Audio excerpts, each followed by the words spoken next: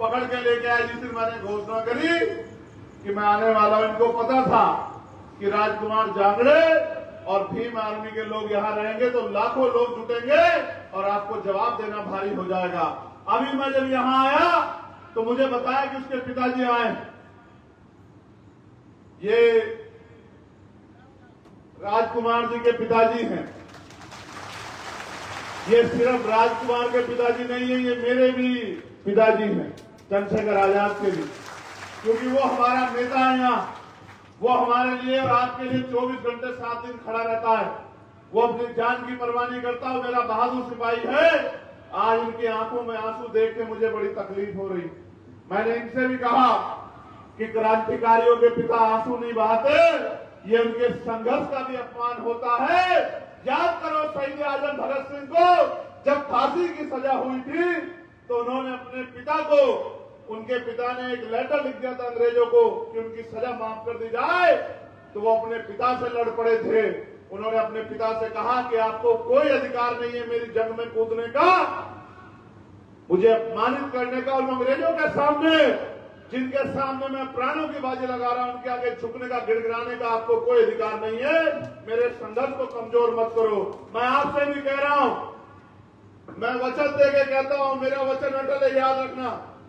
मैं सरकार से कह रहा हूं, प्रशासन कराओ जेल बड़ी, छत्तीसगढ़ की जेल बड़ी कराओ। हम देखेंगे कितने लोगों को आप जेल भेजेंगे। हम आपकी हिम्मत देखने का काम करेंगे आप यहाँ। और इसको आप आग्रह मत समझना।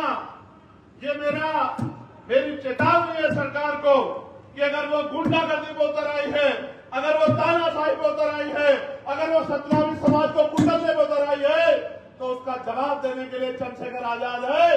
करो मुकाबला, हम लोग तुम्हारा मुकाबला करेंगे।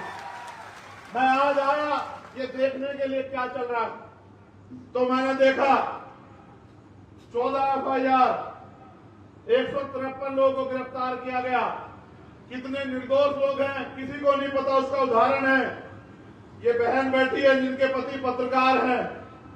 इनका नाम है उमा पुरेना, ग्राम कुसमी, थाना पलारी।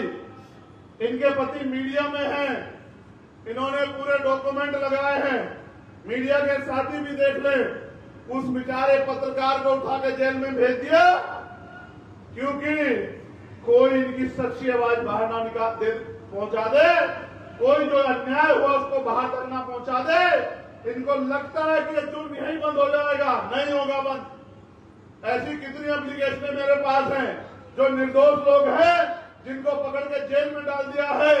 छत्तीसगढ़ सरकार को ये लगता है कि ये जानवर हैं, गूंगे बहरे लोग हैं, ये गाय बैल बकरी है कि इन पे जुल्म करो, लाठी बजाओ, इनकी खाल खींच लो, इनको जेल में ठूस दो, कोई नहीं पूछेगा। गिरफ्तारी कर रहे हैं। कानून ये है कि 24 घंटे के अंदर आपको उनके परिवार को इन्फॉर्म करना पड़ेगा।